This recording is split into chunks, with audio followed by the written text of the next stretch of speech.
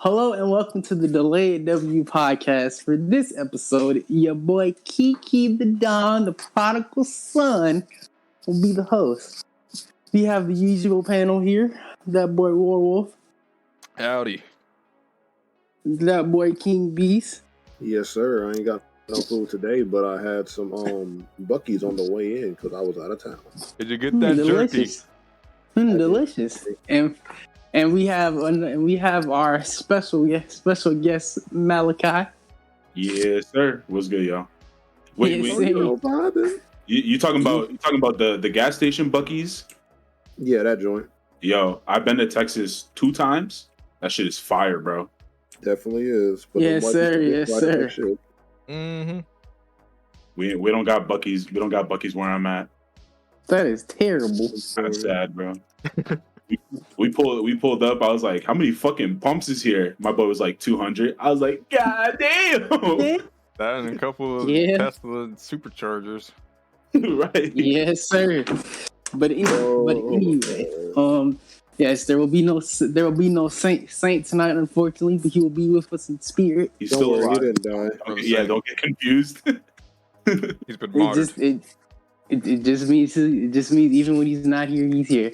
But but as I am hosting the episode today, the topic at hand is Joey Badass. So for y'all listeners who do not know, Joey Badass is an American rapper from Brooklyn, the East Side, New York.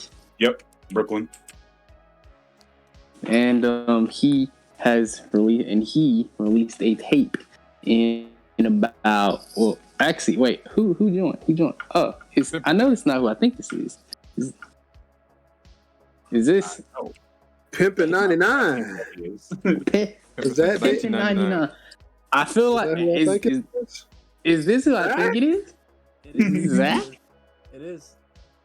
Well, hello, brother Zach. This is our other special guest. So, you can just say hi, introduce yourself, and whatnot. I'm Zach. I don't know what else to say, really. That's all you need. You good, That's all you need. Yeah, that's all you need. But yes. So for those of y'all who are not familiar, we're pretty much doing the exact same thing with Joey that we did with Kendrick in last week's episode. We were going by his discography and whatnot, and what we liked about it and what we did not like about it. But not really just his discography, really the whole pro era Click's discography and just how they've evolved and just all of that jazz. So let's get started. So we have to I guess we technically have to talk about the very first pro era tape that ever came out, which was Steez's The Yellow Tape. Oh yeah. So I don't know if y'all have actually heard that, but when did that drop? I don't know, but I actually heard it recently, like a few years back. Okay, because I know when I started getting into Joey, it was probably around early high school, so right around when he dropped 1999. So my pro era logic escapes me. I was really a huge fan of pro era when they dropped. But I did love Capital Steez. I used to watch a bunch of his shit on YouTube. Yes, sir. Well, why don't we start off? Well, instead of there, why don't we start off with 1999? So let me just for like Malachi and Zach, what are the songs that just like that y'all heard that just made y'all say like, I'm gonna just listen to this whole entire tape? Made you go like, I don't know, Zach. Do you want to say first? I mean, you can go first if you want. All right. I would probably have to say Survival Tactics. That Of course. song was insane, and I guess I shouldn't skimp over the Pro Era parts because I recently listened to it again, and I listened to Third Eye Shit, and that song is probably now my favorite song off that project just from re-listening to it, because of the entirety of Pro Era being on there, just spazzing out. Very much so. Very much so. That beat just carries the entire song through. I don't get tired of it. Everybody holds their own, and it really is a glimpse of what these guys are capable of, and it just made me feel something because like, damn, you got a whole group of talented lyricists that just murder this beat and just go insane. So, but yeah, I would probably say Survival Tactics with Steez on there. That song always goes hard. So I listened to Survival Tactics, like, and I did like it, but it didn't make me just say like, oh man, I need to listen to the rest of this mixtape. The songs that really made me want to just absolutely just go and listen to 1999 from my perspective was Waves. I was going to say that. Waves is fire. Waves and from the tunes. Those two tracks right there made me want to just listen to the entire thing, especially from the tunes, because the sample for it is some LA Noir. If anybody has played that game, I know Wolves and me have played it. Like, yes, I know the game. I'll listen to this later. I would like real like calm and chill music. You can. When I heard that beat, I'm like, all right, let me run it back. Can play. You can play. Yeah, you can play it right now a little bit if you want. You'll literally be able to hear the sample. No, I will say though, the first song that I probably heard off of 1999 was Waves. But then once I started getting into it, I got to Survival Tactics, and I was like, oh shit. I was like, these guys are serious.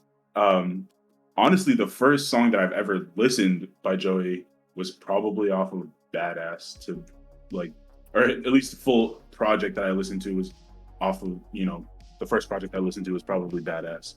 But 1999, I definitely jumped through and like peeped it. Because like I said, when Joey first came out, I wasn't really like a huge fan of him. I've heard him here and there, and especially on One Train off of ASAP's project. I remember hearing it, and I was like, damn, this kid's really 17 years old, rivaling people that are almost twice his age with lyrics, and it's just like, like I was like,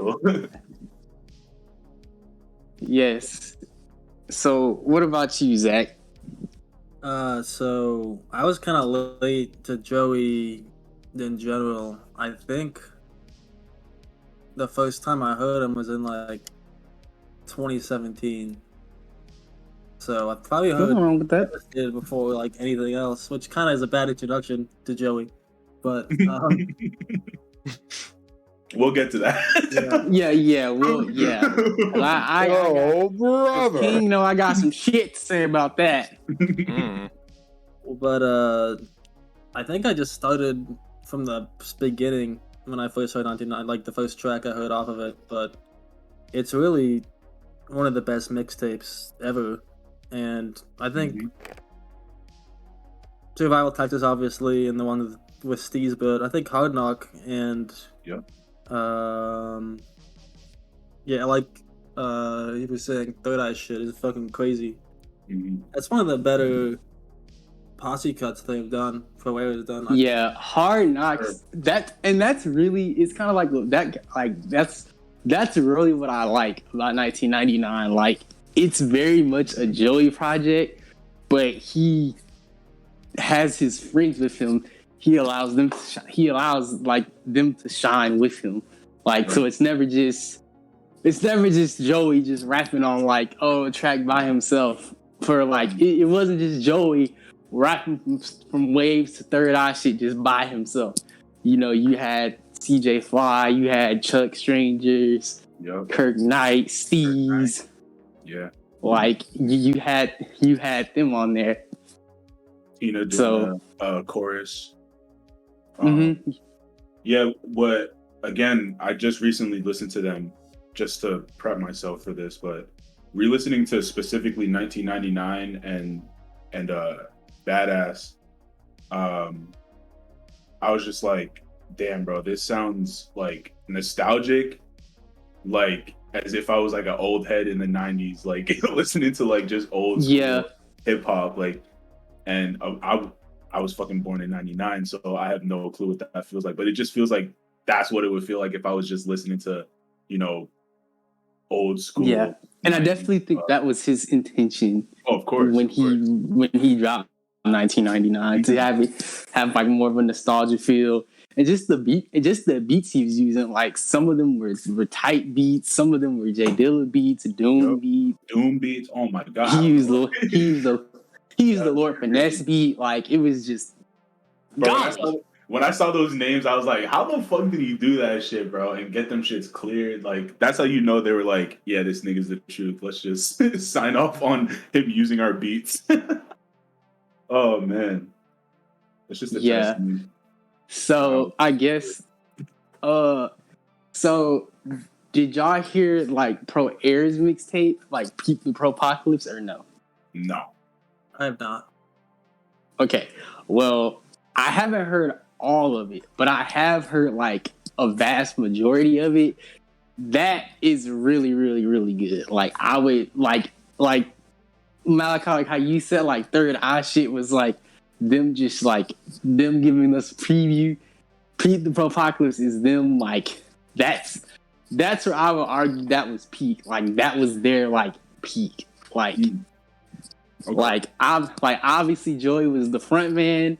And Steve's was the leader of it, but that's when they were all at their peak, like equally just as lyricists, MCs. You could tell that they were all having fun, and the vibes were great.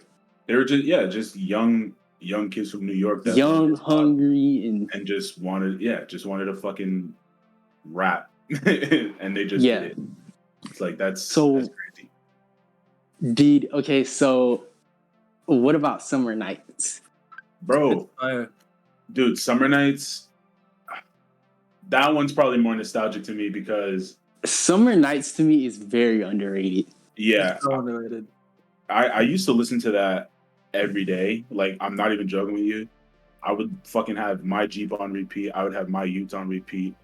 And it's just like, those two songs are like the main ones. The tracks that I still go like when he was getting ready to drop 2000, I still go back and listen to this track to this day, because when I heard it, I just felt like Death of YOLO with Smoke DZA.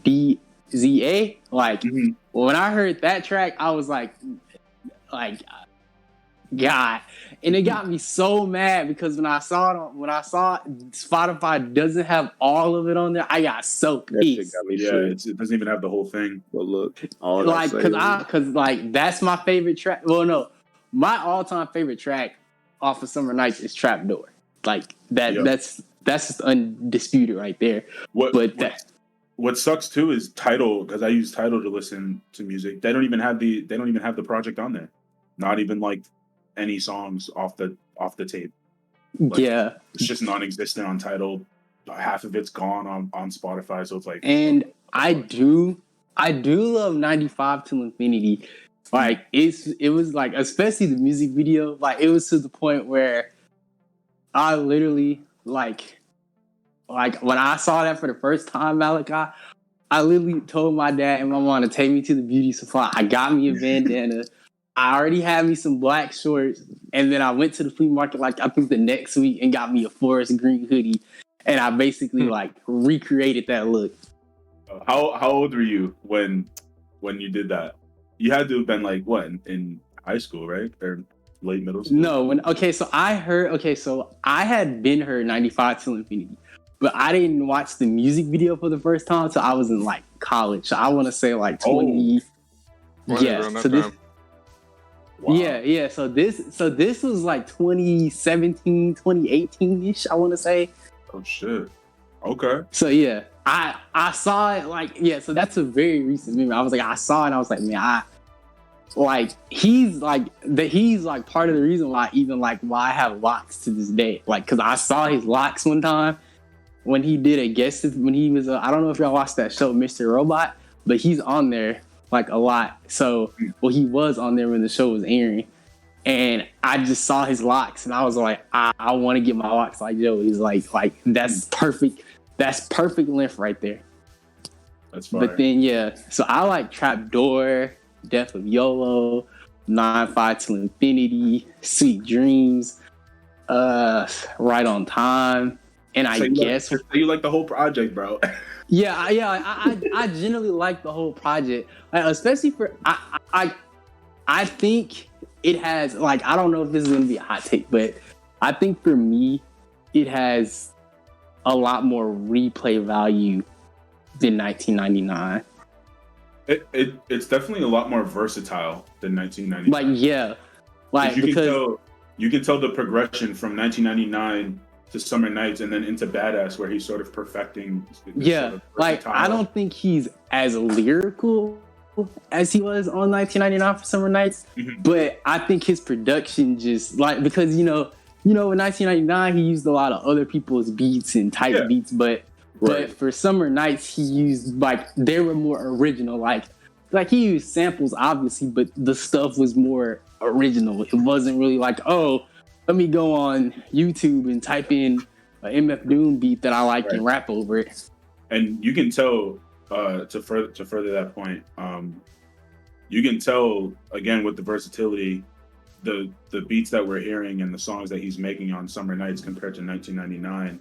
It's a lot less boom bappy. Like, of course, there's going to be boom bap if you're listening to a Joey project, but 1999 strictly boom bap.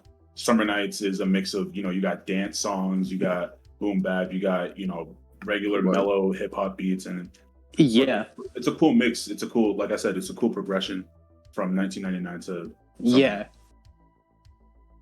And then we get to Before the Money, and oof, that is just like I always I know people have always asked me, especially since seeing my Twitter and stuff, since I always talk about Joey, they always ask me where do you think I should start off with? And usually I know most Joey fans are always going to say start off with 1999, but I always tell people to start off with Before the Money. Yeah, that's valid.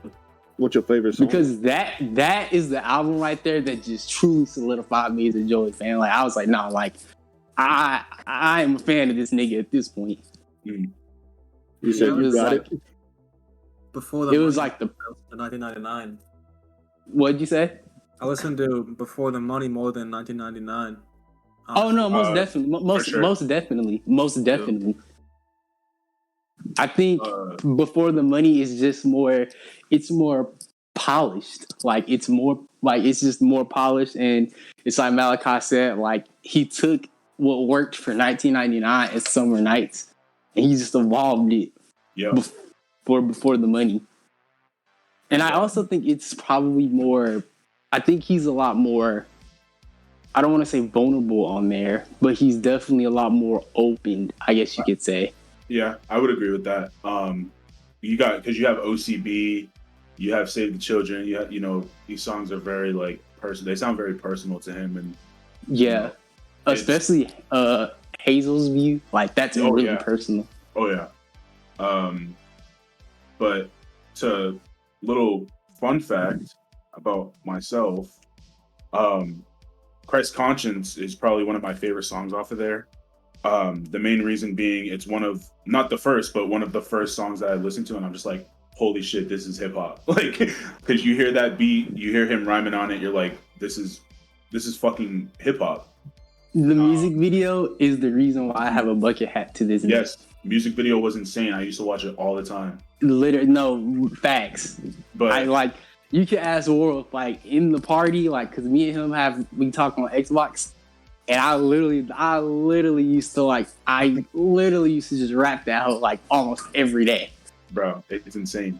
And I actually met the producer who made that song Bro, when you sent me that message on Twitter, bro, I got so fucking mad, but so fucking happy at the same time. I was like, bro, like, this nigga Malachi really met the dude that made one of Joey's like top 10 tracks, bro. Like, that is wild. But only because so the dude who produced Christ Conscience is one of my high school best friend's brother, like older brother. So so Ruben, that's my boy's name. He used to produce for me a lot. And he was like, yeah, my brother did the beat for Christ Conscious or whatever, saying all nonchalant. I'm like, nigga, are you serious? Like, he goes, my nigga, like. And then one day, I think we were at Boys Club, and he's like, yo, my brother's coming through. I'm like, bet, yo, I'm about to show him a track. Nigga, I showed him a track. He ripped my shit, because he was like, bro, he's like, you're trash. That's not how you rap. You're supposed to do this, blah, blah, blah. Ripped me a new one, because this nigga was like, you're not going to make it as a rapper. And I was so bad, but at the same time, I was like, damn. I guess I gotta restart. You gotta try again.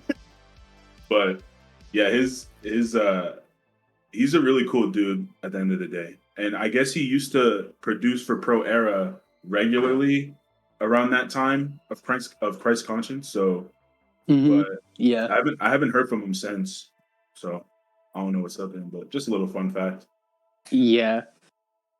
Okay, so Zach, like when you heard, because I know you said you listened to Before the Money before 1999, like what was your overall thoughts on it?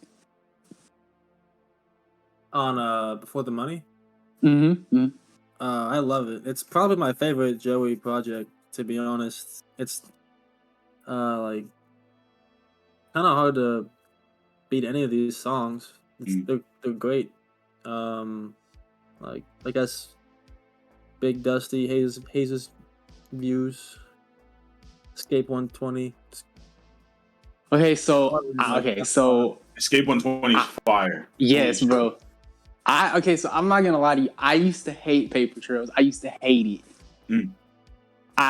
It was something about Paper Trails when I first heard it I could not get into it. But now it's it's not my favorite track it's not one of my favorite tracks by him, but like if it comes on my Spotify, I will listen to it. Like I do think the track is good. I just can't. I like at first it was just something that I just couldn't really get into. I didn't know if it was like the beat or what he was saying, but it was something about it that just made me see. I don't know, bro. I'm just not feeling this. So like I don't know, bro. Yeah, I mean, it's not a terrible song. You know, I don't think any of the songs on Before the Money are terrible songs. I don't even think any of them are bad songs. I think they're all good to great songs. But yeah, I mean, if we're gonna rank songs on that project, I would probably say Paper Trails might be a skip. And that's my thing too. Like it's not necessarily. This album is stacked though. Like it's so stacked. You have fucking like Zach said, Big Dusty, Jesus View. You have fucking Belly of the Beast, which is one of my favorites on there. Peace of Mind. Peace of Mind. Beautiful. Bro, you have stellar Static Selector production on Curry Chicken. Like yes. Come on, bro. Like it's insane. It's just yes, sir, Docs. Hey, we talking about Before the Money a little bit right now, bro. So what's your take on it, bro? Because I know you listen to a little bits and pieces of it, bro. Bits and pieces. I listened to that whole album when it dropped, nigga. Oh, my fault, bro. Yeah, don't disrespect my gangster now, nigga. I wasn't, bro. I just know how you feel sometimes, bro. I get it, bro. But yeah, bro, I was just telling Malachi and Zach, bro, like I don't know if this is a hot take, Docs, but I did not like Paper Trails at first. I did not like it. Wait, Paper Trails? Yes, I did not like that track. Nigga, you're tripping, bruh. It took I had to listen to it a couple of more times for me to Money really is the root of all evil. Yeah, bro. I was like, I guess at first I really couldn't like. I don't want to say if I can relate to it, but I couldn't get down what the nigga was saying. But then eventually, as I kept listening to it, I was like, Hey, no, this nigga spitting. I could definitely relate to it. But I would, like I said earlier before you hopped on, Docs, you know, I think there are other songs that rival it. And it's not even top. It's not even top 3 on the album. Right. It's still a great song, though.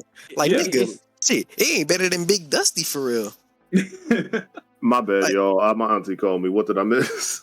You ain't miss nothing, but the boy has arrived. Oh, Docs is here. Hey, yo. Yes, sir. Yes, sir. Yes, sir. Oh, The big Green Docs. Ranger. DOXBRND. The professor. You know what I'm saying? But yeah, no, Big Dusty ain't better than shit. Hold on, let me look up the track list for real. Yeah, which album we on? Because we was on Before the Money when I left. Yeah, we still on it. Yeah, we're still on it. We still on it, but Keke want me to shit on All American Badass. So because wait. Because I'm finna rant on this bitch. I ain't gonna hold you, Doc. I want to ask y'all a question. Did you feel devastated? Wait. Before you guys make any jokes about All American Badass, again, I re-listened to it recently. I know it's not his best project. I know. But it's not a bad project. It's not a bad project. And I don't know what you guys are going to say, but I just have to get that out there before you guys shit on it. Hey, hold on. Before we do that, let me look at Before the Money. Big Dusty. Christ Conscious. That's easy. Beautiful. Like Me? Oh my God. Yeah. Bro, Doc, just the first like couple of seconds. You know how many times, bro, on my Spotify, I didn't have to rewind that stuff just for that first dun, dun, dun, dun, dun. Like, nigga, I'm Curry chicken? Yes, sir. On Belly of the Beast? That shit dropped on my birthday, too. I was so happy. Hazel for You? Belly of the Beast is probably my favorite track on this. Oh, my nigga. Yeah. Chronics. See, because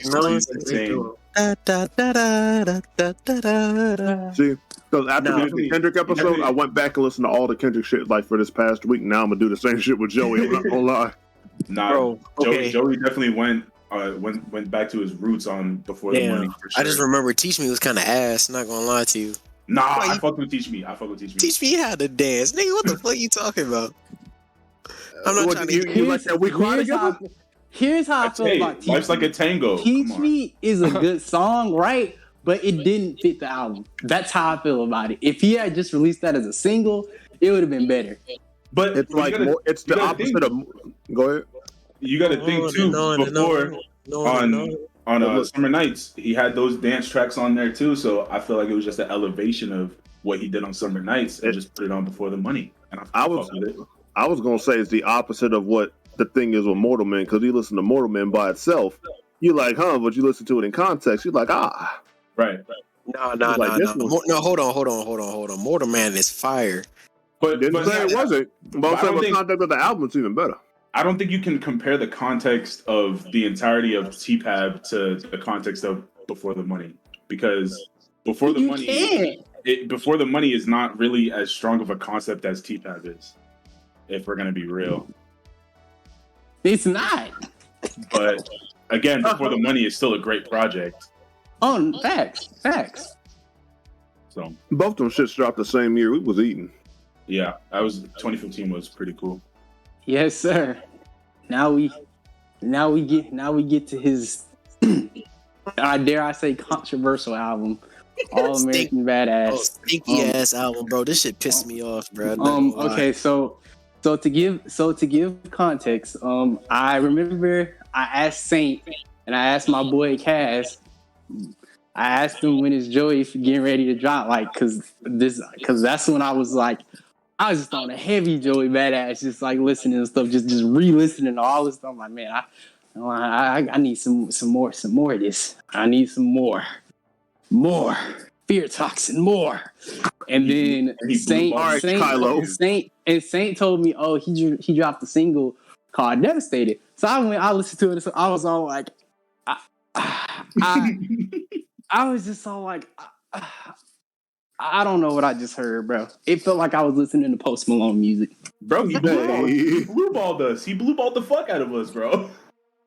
I was just all like, man, what is this? To feel so devastated.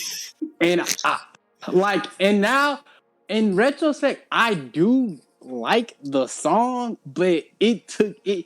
Okay, Paradox. You remember when East came? You remember when East came out and everybody shouted on it, but then a couple months went by and everybody started fucking with it. That's how I felt about Devastator. No, listen. I still shit on East, so don't even compare it to that. Devastator is lame, but like, I ain't gonna lie, that nigga was dick swallowing for mainstream appeal, bro. Oh my god, yeah, bro. And that's the thing. That's what I do not like. Okay, look, when I heard he was gonna call the album All American Badass, this is because I remember I had a whole conversation. Like me and Malachi had a whole conversation about this the last time Malachi was on the pod. And I remember telling Malachi when I heard that he was gonna call the title, I was like, okay, so he's going to be I was like, okay, so for this album, he kind of has to be a little bit more, conscious, So in my mind, I'm thinking, I was like, okay, so he's kind of gonna be taking some inspiration from, from Steve's, from American Corruption, and Q from America's Most Wanted. Obviously, I knew we probably weren't gonna get those types of sounds, but I figured we were going to at least get something from what he was like already doing, just with those concepts in mind. Boy, I heard that album, I was like, I don't know, bro, Joey, what is this? What the fuck is this? The problem with the album, the problem with the album is that he's too safe with it. I feel like he's not really like trying to say something. Like there's a concept there's bits and pieces of it scattered across the album, but he just plays it too safe. And like Doc said, it's mainstream shit. He's appealing to the mainstream. And yes, bro. Because I remember me and Docs when we were talking about Kendrick last week. When we got to Damn. I remember I told him, I was like, the thing about that album is Kendrick he went mainstream. He went mainstream, right? But in his own way. But he didn't sacrifice his lyrical integrity for it to mainstream. I felt like Joey did.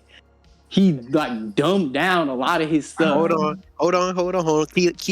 Keke, what do I call All American Badass? Go ahead and tell him. This nigga Docs literally calls All American Badass, and both Zach and this other guy in the chat, in our music chat called David, they get mad at him every single time he calls it this. But he literally calls it To Pimp a Butterfly with AIDS.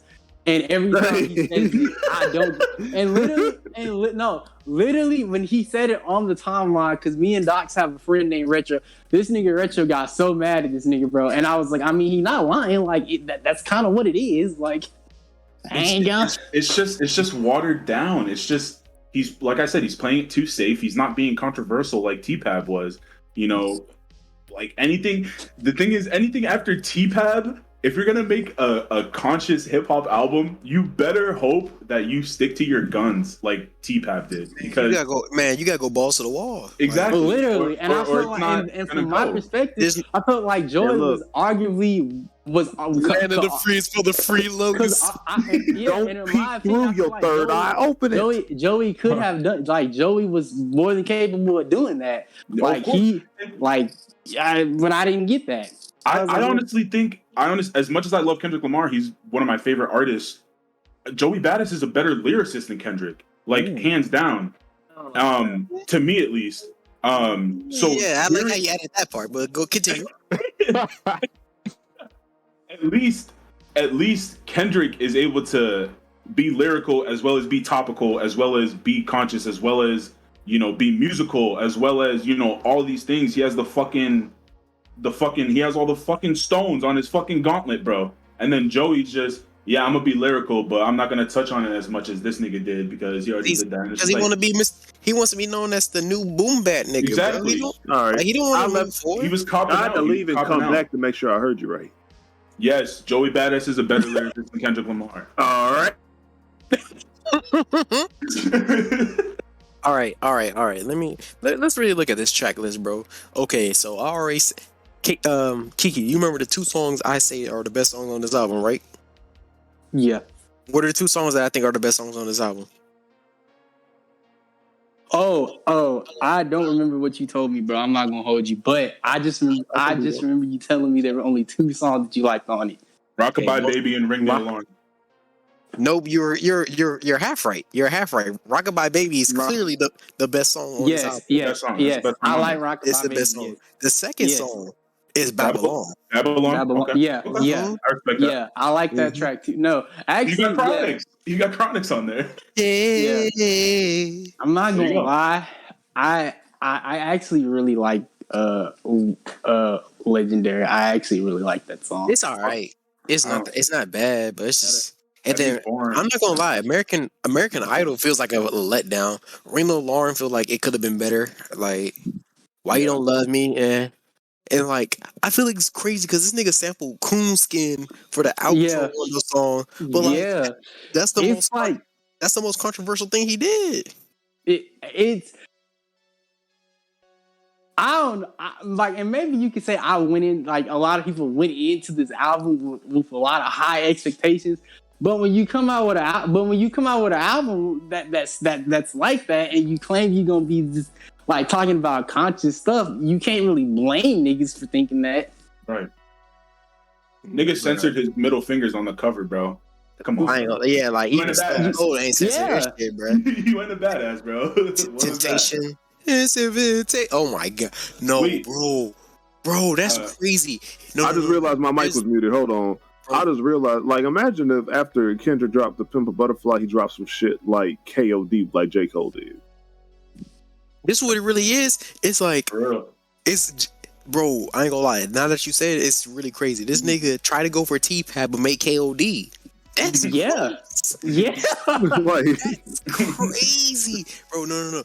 But listen to this mainstream like 3P. It goes from Temptations, Land of the Free to Devastated. Zach, you said this was your intro to Joey, right? Yeah, This album it was. Man, It's not a great intro to Joey, but I still like the album. Ain't no way. yeah, it's still a good album. Carried by the Bro, features, that's why when Retro you be saying like it's his best album, bro, I'll literally be like, I don't like, I'll be like, dog, like, how do you think this? Okay, it's concept wise, it's his best album. He just didn't execute it well at all. It just that all. So I'm not gonna give him credit for it, nigga. Exactly. No. He gotta stick the landing, nigga. oh Yeah, my God. that's Motherfucker did every flip. This nigga was Dick Grayson in the air, but landed like his parents. dude. And that's literally Yo. dog.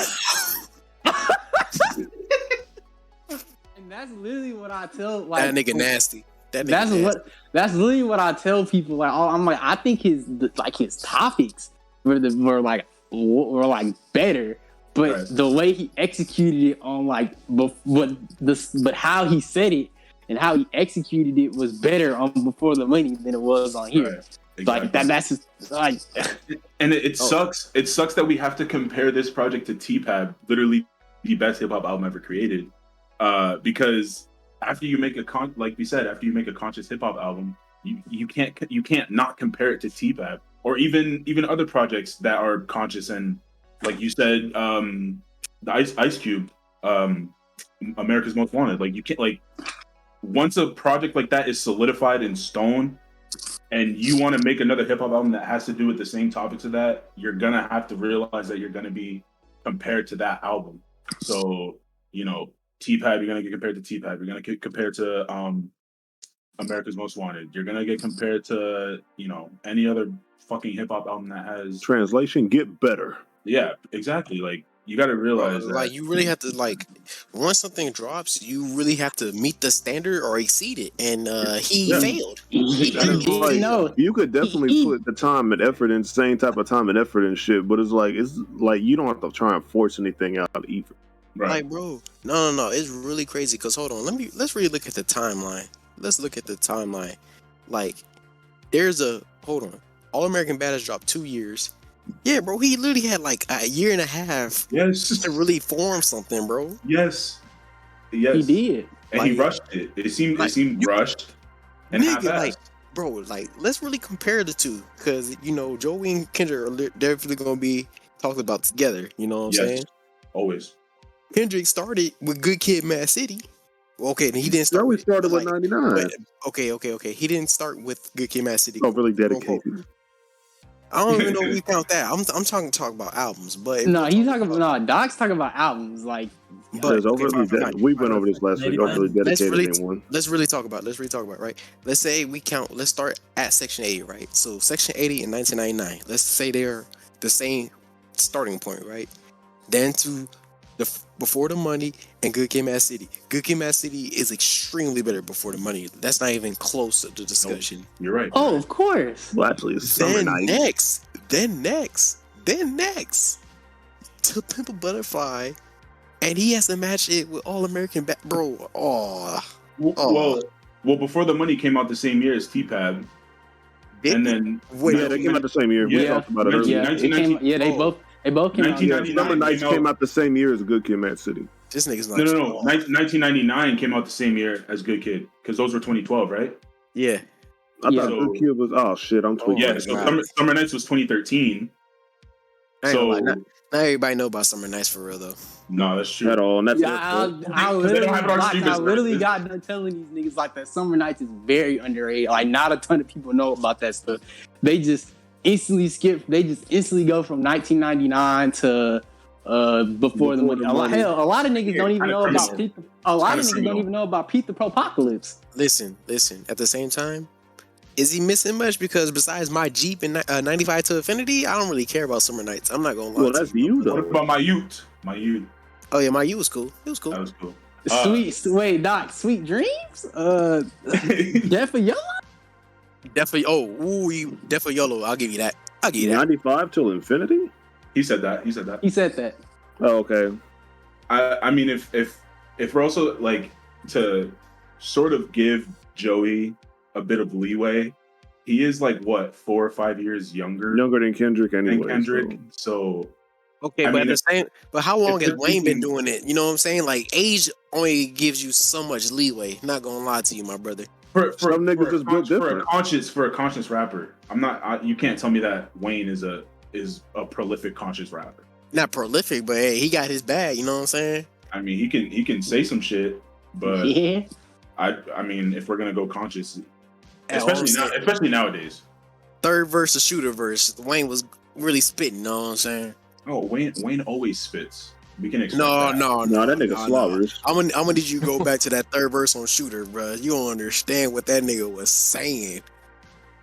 That nigga was putting on for the South, but that's neither here or there. To get back on Joey, yes, Joey was young, but at the same time, let's look at somebody that people would consider the GOAT.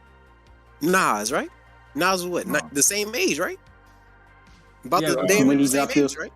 When he dropped Illmatic? No, he was 20. He was 20 when he dropped Illmatic. It's damn near. It's damn near for real. Yeah. They would have went to high school together, nigga. No, wasn't he was 18. He was 18 when he dropped Illmatic. See? That's young. That's young. He was a young nigga. So yeah. So let's look. He went from Illmatic to It Was Written. Like this nigga knew what he was doing. Like Joey don't.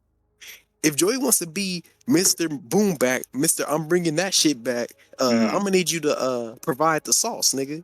You gotta meet the standard. Yeah, and that nigga fell on his face.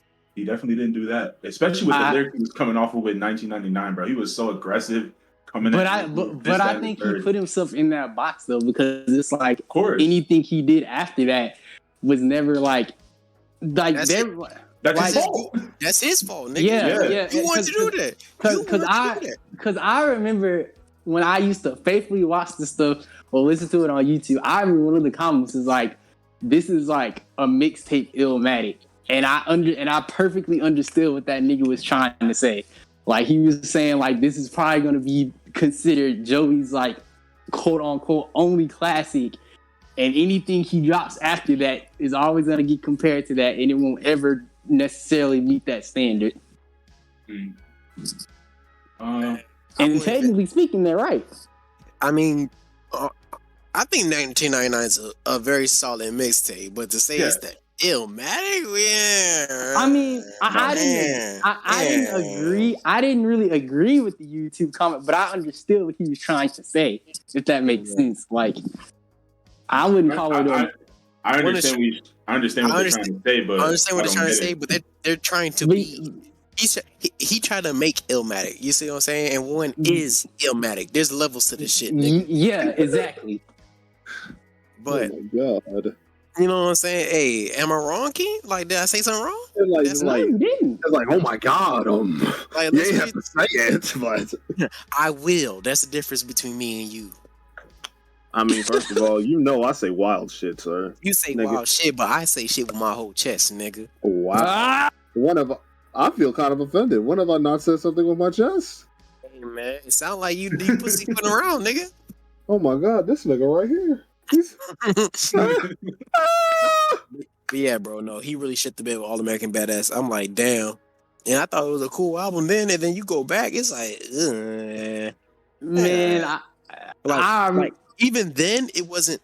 I'm being dead serious. I couldn't put it top 10 of 2017 of just rap. No, of just rap. Whoa. It's not better than the Never Story. It's not better than Damn. It's not better than Forever's a Mighty Long Time. It's not better than Pretty Girls Like Trap. I can keep this going for real. No. All American Badass was a fucking flop for sure. But I will say, you guys might not agree with this. I will say I do like it more than his most recent projects that we're probably about to segue into right now. Wait, what did you say, nigga? Wait. Yep. Okay. Well, we technically got one more. Well, fuck it. We're not even gonna talk about the light pack. That I ain't. No. Come on, bro.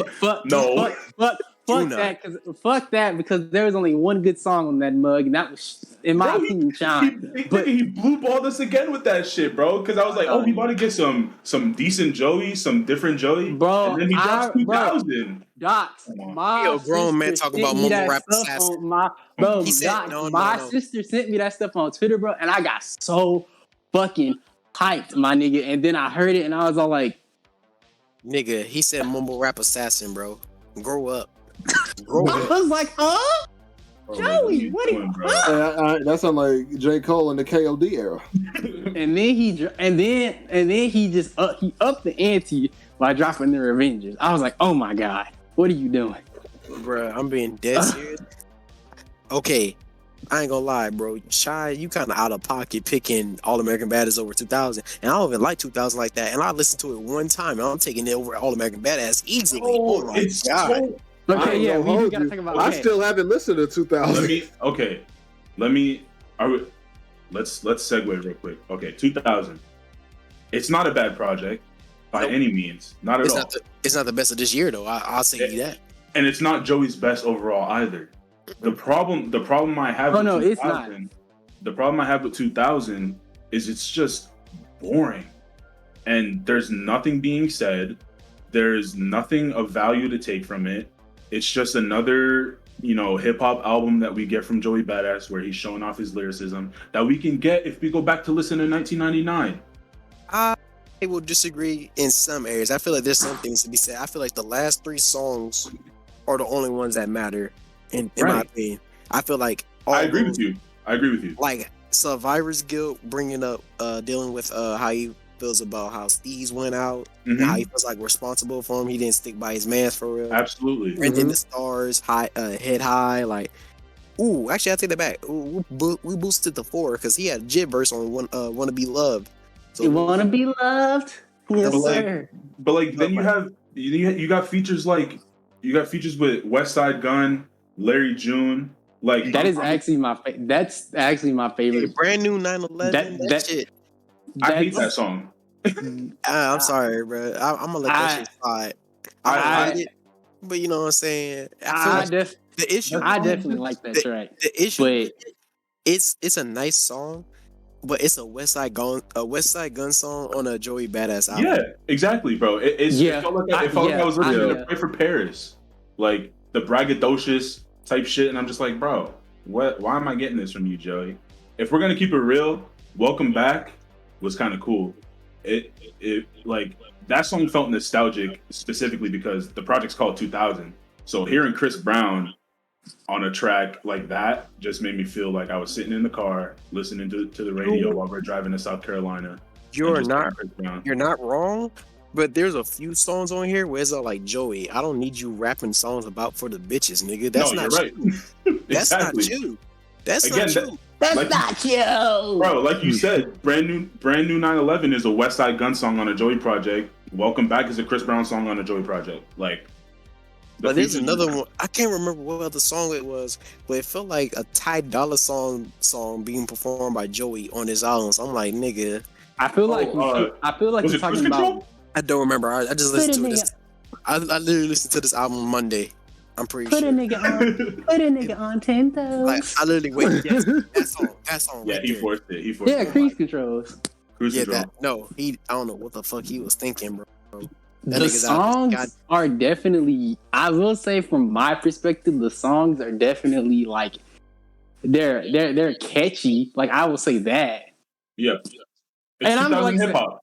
Yeah, and I don't think the album is bad. I think if you're talking strictly just his overall, like I said, it's not his best overall project, but to me, but like, okay, so like obviously when the album came out, they were like just for me, because I was that mug like that. Nigga, that Friday, niggas knew I was gonna listen to that mug. I was ready. I was fucking ready. I was like, damn, this is like his best overall like album, like compared to like Before the Money and All American Badass. And then once my bias kind of went down, I was like, I would probably argue it's right in the middle. It's right in the middle. It's thinking of All American Badass, but is it better than 1999? Or no, bro. Or the Money? No. Bro, I honestly think I'd rather listen to Survival Tactics on repeat and a motherfucking 17 times and Hard Knock. I'd rather listen to Hard Knock and Survival Tactics on repeat multiple times and taking over 2000. I mean, dead serious. Yeah, and I'm just like fine. There is and I think, and this is for me. This is personally for me. As good as I think the album is, when I heard he was like having a sequel to 1999, this is honestly what I thought. I thought he was going to like bring back, or at least bring back, like honestly, literally, like the Pro Era crew, and they were going to basically assist him with this album. Ain't nobody. I thought. Well, no, Kurt Knight produced Zip Codes, and I think Nick Caution's on there too. I think. Yeah, and Nick Caution, but yeah, outside of that, I wanted like I thought like maybe we might hear unreleased Steve's verse, maybe Nick CJ Fly might make an appearance or something like that. We didn't get that. No. I was hoping for that, but I think it kind of failed as a sequel to 1999. It's just I wouldn't even call it a real sequel. I wouldn't call it. I wouldn't call it. Like it don't feel like he said it. But come on, nigga. The only thing that you can compare 1999 and 2000 with is that they feel like mixtapes. That's it. Because 2000 just feels like a mixtape, and I'm not gonna lie. This nigga trying to make an album called 2010s. I'm gonna throw up. I pray to God he don't do that. I ain't gonna hold you.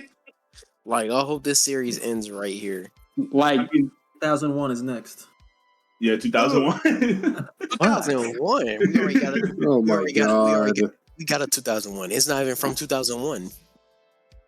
I mean, like Doc said, the last 3-4 tracks are probably the most important. Like, bro, that like the outro to Survivor's Guild with fucking Absol. Yeah. Like, bro, I was like, damn. And then, bro, anything with Absol, bro. It's so funny that Keke brought up Retro, because when I said those last 3 songs are the best songs, he's like, well, some of those were the singles. I was like, well, nigga, I didn't listen to the singles, so I'm cooling right now. It just doesn't seem like okay, like Written in the Stars, that was the only 2, like out of those last 3 docs, only like Survival's Good and Hit High were like the singles. The other 2 singles were Where I Belong and Zip Codes. Hey yo, real quick, I gotta. And Where I Belong, I thought Where I Belong, I actually thought that was as about as, in my opinion, that was about as close as you could possibly get to hearing Joey sound somewhat like how he did on 1999. And I think that's only strictly because whenever he get on like a Bruce Lynn card or a Static Selected beat, the nigga just goes off. I ain't gonna hold you. Hey yo, Keke. Yes, sir. I have to skate out, brother. I gotta start that other shit. All right, brother King Beast. You stay safe, man. All right, brother Keke. Please keep that slander up. Because this shit is beautiful. Witnessing this shit firsthand, you barely get like your gears rounded up. You know I will, man. All right, love you, whores. I love you too, man. 2000 just doesn't flow right. If you take out those outros with Diddy talking and Absol, it just doesn't flow. Not Nasir on there, Nasir Jones, like the album just doesn't flow like an album. It flows like a mixtape, and it just kind of I was just bored listening to it, if we're gonna be honest. Yeah, I kind of feel the same way. We should have at least put more thought in the track list, like how it's organized. Yeah, it's just yeah. As a sequel to probably one of the best mixtapes that we've gotten out of 2012. Mm-hmm. It's just like, okay, you didn't really deliver again. Like, what can we really expect from Joey now? It's like for me, it's like you delivered as far as maybe an album and a project, but as far as a sequel, no, you didn't deliver. Yeah. You didn't deliver. It's not top 10 this year. It's not top 15 this year, honestly. Like, I feel like he just gave us an album, and I'm not gonna like those. Besides those I don't even know I'm gonna run back those last few songs, like regardless of how I feel about them, for real. Like compared to like that's probably it. Excluding Mr. Morale, because Kendrick did his goddamn thing on that.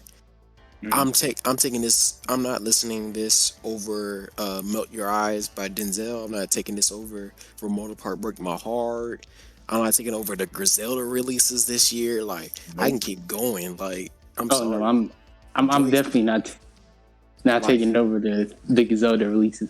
Like, God no. I mean, this year, like Vince and Denzel really showed their ass this year, bro. And niggas not even gonna speak on it for real because it's them. But hey, it's all good. Though that's top 3 for me. Oh, of course, bro. Lupe's new shit too. I ain't peeped Lupe. Shit is so good. I have not peeped Lupe. Not gonna lie to you, bro. I don't know if you'd even like it, Docs.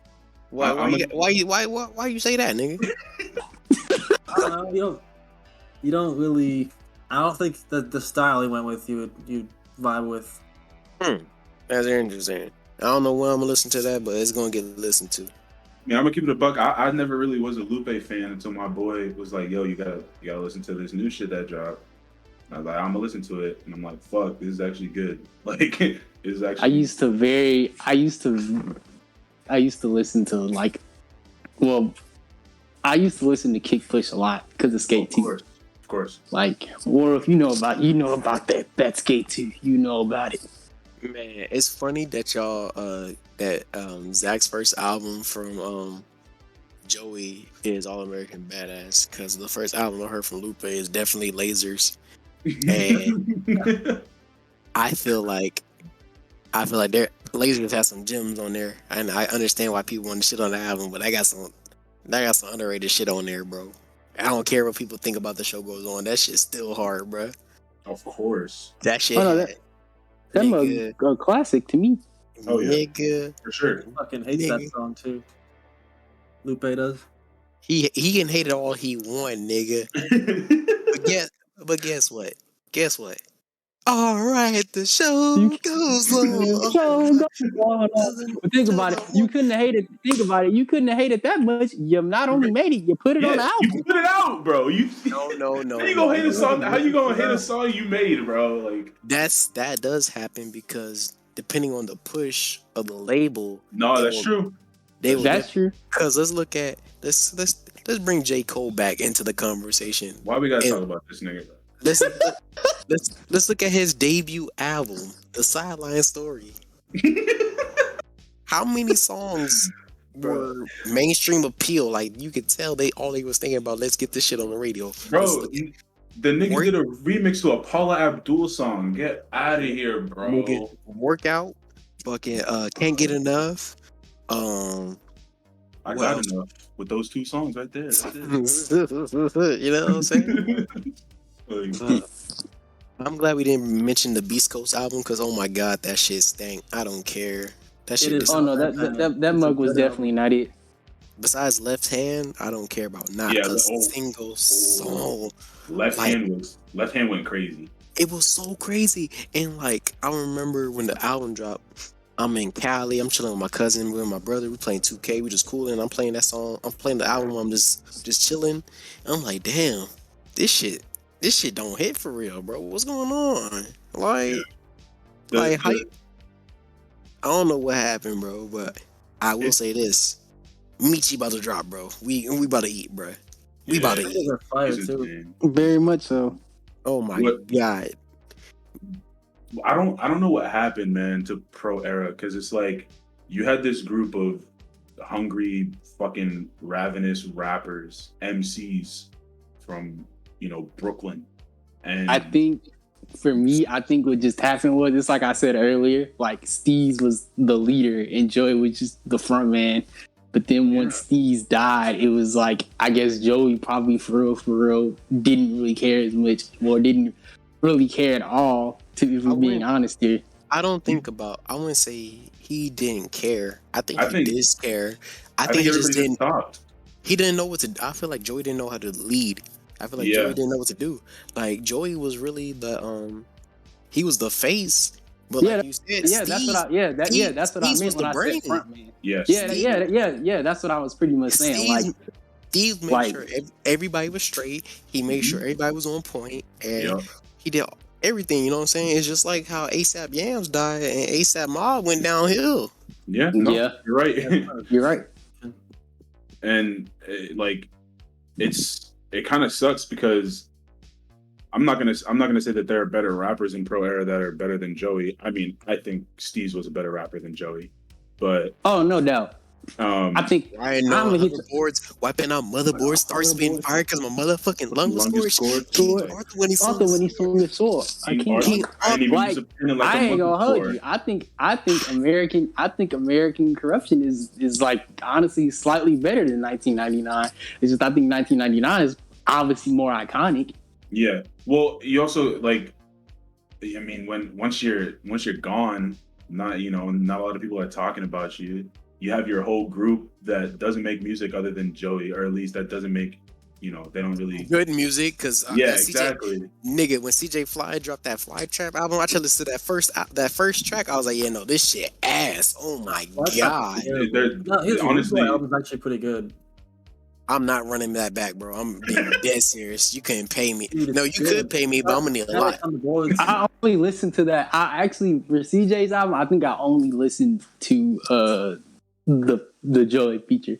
Bro, I was so fucking mad because I'm like, okay, this album cover look hard as fuck. This shit about to go. And I'm listening like a couple of tracks. I'm like, oh my god, no. What the fuck? I've been tricked. I've been bad. Yeah, I will say that like obviously I've been hoodwinked. Like what the fuck, bro? They still like at least as individual artists, they still have like pretty decent followings, but obviously they're just not on Joey's level. I just think they're lost. Like yeah, because they ain't got there's no focus. Yeah, Joey's out there doing his own thing with this nigga want to be an actor. Yeah, like, bro. He literally don't want to, bro. I feel like he made 2000 as an obligation. Now that I'm thinking about it. For real. Yeah, he probably did because he'll even tell you himself. That's why when people be like, "Oh, he full," I'm like, I mean, I can see what you mean by it, but to me, he didn't necessarily like. Quality wise, I think yes, he obviously probably fell off, but just overall, no, because he'll tell you himself like he always wanted to act. He really just used music as like the gateway. So to me, it just felt like when he got to a certain point, he's like, okay, well, now let me just release this mainstream music so I can get closer and closer to becoming an actor like I want. Here's my problem with that. If you want to make a career in hip hop and you're going to be one of the craziest lyricists that we get out of the former half of 2010s and even into the mid 2010s. Then you want to be an actor. That's fine. Go do that. But don't come out here in 2022 on your fucking in your intro song telling me that you're the holy trinity of rap with J. Cole and Kendrick Lamar, bro. Don't do that, bro. Like, that just felt like a slap in the face. Nigga, nah, bro. Man, come on now. I was like, man. I'm being dead serious. If that nigga wasn't from New York, everybody would start laughing when he said he's the Holy Trinity, bro. Like, that nigga don't put no work in, bro. You know what I'm saying? It's crazy. Like, that's another thing. I feel like he's nowhere near as consistent as the other two people that he mentioned.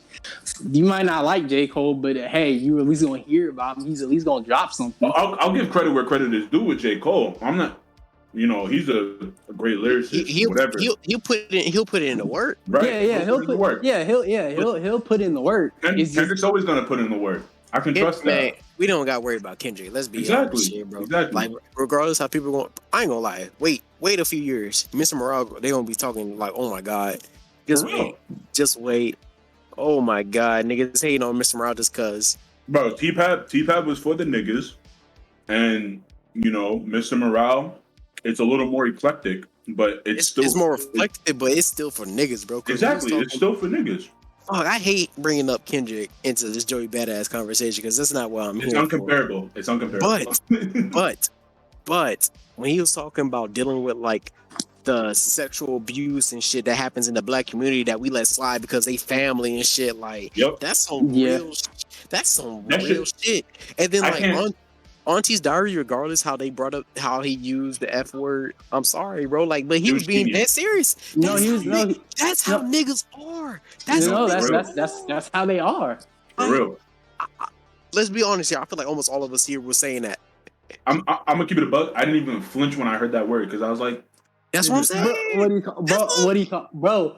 Docs, if you ever like was to join the PlayStation party and just stand there all day, you gonna hear that word from everybody. You gonna hear that word. Right. You gonna hear that word, especially from Raylan, about 10, 20 times. You know what I'm saying? Like, still to this day, niggas are not. Still to this day, niggas are not politically correct. So like that nigga, like he was really speaking. Like I feel like. Yes. Regardless how people feel about certain tracks, that was for us. That nigga was like, yeah, I'm leaving my label, but I'm about to make a point. Like y'all about to like, I got to get some shit off my chest, nigga. Yeah, he sure did. You know what I'm saying? But like, okay, to go back to Joey, we gotta go back to Joey. Yeah, that nigga, the fall off is crazy. You know what I'm saying? It's kind of sad. Yeah, because like I feel like almost all of us, the first song you hear is Survival Tactics. You're like, oh my god, this nigga's crazy. This nigga's very insane. So. And then the next thing you hear, the next time you hear this nigga talking about, I used to feel so devastated. Like if you was to because I think 2 weeks ago. I watched this video is old. This is like before 2000 came out, but it was like an evolution of him. So it started from like 2010 when he first started doing music, and then it got to like Survival Tactics and Waves, and then I was all Survival Tactics and Waves, and it was like okay. Then it got to Summer Nights. It was like he was going up, and then once he got to Devastated, it just went down. Like for me, like if you had like a little graph and it's like showing it kind of increasing, right when it got to Devastated, it just went straight down. I was like, golly, and just kind of slightly picked back up for 2000, just real slightly. I feel it, but at the same time, Devastated, I was doing my Jay-Z nod, not gonna lie to you. I'm over here. No, I just tell me how I know exactly. What you talking about, bro. You know exactly what me I'm talking about. It's like because like I said, I didn't like the song at first, but now it's like I mean, I appreciate it a lot more. Like it's cool if it come on. I'm like well, to be honest, hardly any of All American Badass pops up on my Spotify for good reason, but praise God. But if that song was to pop up on it, I'm not gonna skip it. I'll listen to it. Or rather, let me put it like this: if that song was to come on 10 times throughout the day on my Spotify, I'm probably at least skipping it at least twice. at the very least. I was giving it more than that. That's oh my god, that's a lot of times listening to that song, Keke. 10 times? 10 times? Nah, nigga, you get 2 at most. I feel like I feel what. Hey, I'm being nice, but I feel what you're saying, Keke. Yeah, but I was just saying if it was to pop up on my spot, like obviously my tracks don't repeat, but if it was just a glitch in the system and that was the song that just kept appearing, like, all right, I might listen to it the first time because I ain't heard it in a while, maybe a second time, but after that, I'm just getting skipped every other time. It's like, I'm tired of hearing you try to sound like Post Malone. You wrote that one song. You wrote that one song for Post Malone, and now you trying to make music like him. Stop, Keke. If that's a glitch in the system, you got to get a new phone, bro. I'm sorry, bro. No, not even a new phone. Get a new Spotify. I'll make me a whole new account and not even add that album on there. But yeah, like I said at the top, it just, Joey was. He still is. I can't say that he's not. He still is a pinnacle of hip hop to this day. Like, I'm not gonna say he's a pioneer for a new style or whatever, but he made me realize that niggas can rap. You know what I mean? Like, and niggas will want to listen. I will only say, like, as far as like maybe like what he did as far as like being a young nigga that can spit and he was like independent and doing all that stuff. Like, I'll give him credit for that. Like, you could say he probably inspired a lot of niggas to do that, but yeah, well, like I said, he brought the old school to the new school. You got to remember what was popping off then. Like, yeah, we had Kendrick rapping, we had J-Rock, rapping like type shit. But you got to remember, 2012 was like the trap era. You had Chief Keef, you had Rondo Number 9, you had what's that nigga's name, Lil Pappy, whatever the fuck that nigga's name is. So that was the trap era, early 2010s. And you had this young kid, Joey Bada's like, nah, fuck that. Like, nah, let's rap. Like, let's rap. Like, so that's cool. Like, that's something that I'm not gonna forget about that nigga. So, it's definitely one of the best of the newer generation for sure. Yeah, absolutely, absolutely. Of course, but that nigga ain't really fulfilled his obligation, and he hasn't lived up to the hype or the potential. Agreed. Like, he was supposed to be like really the best from New York. That's what he was. Again, he's still young. He's still a little young. He's still a little young, but hip hop's an old man's game. He's still a little young, but hey, man, I feel like the way he's going right now is not looking well. The clock is ticking, and he ain't done shit. Ain't he like 20, let's be honest here, regardless of who's 6 or something like that? Yeah, I think he's 26, 27. Hey, regardless of like who we think in terms of like lyricism, all that, right now, if somebody was to say Rocky over Joey, I can't look at them sideways. I wouldn't either. With that recent project, I wouldn't either. Let's really look at it from Long Live ASAP. Live Love ASAP, Long Live ASAP, At Long Last ASAP. Like that 3 right there, that's shit. That 3-piece crime. Joey ain't got nothing for that. Shit, man. Before he died, rest in peace, Pop Smoke did more for New York than Joey, for real. Like, we can really get into the nitty gritty. Different reasons for that. But yeah, I mean, you're not wrong. Very much so. Yeah. Not wrong. And Pop Smoke is Pop Smoke was 21 when he was doing that. Has Action Bronson done more than Joey? Question mark? I ain't gonna lie. I ain't gonna lie, Doc. I ain't gonna lie, Doc. When I heard that last time, I definitely I started questioning it, and I was like, he just might. Boy, let's really talk about it. Let's keep it real, though. Let's keep it real. Action Bronson's been active. He's been active, and let's really talk. Hey, something that Joey's never going to get. Action Bronson got one of his songs used for a wrestler right now. Like, let's really talk about it, bro. Like, I'm sorry, Joey. You could be on Mr. Robot all you want, nigga. Where the raps at, nigga? Where the music, nigga? That's facts. That's facts. And that's the thing, bro. Like, then he left the Wu-Tang show. Like this nigga, man. Like, yeah, like man. That's the thing. Like, that's like, I like that's honestly like me coming from like a Joey fan. That's truthfully what hurts because it's like you have all this potential, and it's like you don't really drop consistently enough to the point where it's like, okay, I can wait on this next project. Like, okay, maybe like okay, yeah, maybe from like 1999 to like Before the Money. Okay, yeah, maybe there's you cool, but you got the All American Badass. You like, oh my god, yeah. That's what I'm saying. Like if he if he would have just stopped there and just kept growing from there, then I think we'd have a better like okay, yeah. We waited 5 years for 2000. 5 years. I ain't gonna lie, bro. We didn't have to wait that long for Kendrick. We waited 5 years for Kendrick, and we got something better for Kendrick. We got something better for Kendrick. You know what I'm saying? Yeah. Like and it was cool. Kendrick was putting his cousin on too. Like, yes, and Kendrick went a different direction with his style. And he can still get into his bag whenever he wants to. Nigga. Like, Kendrick. I think it's because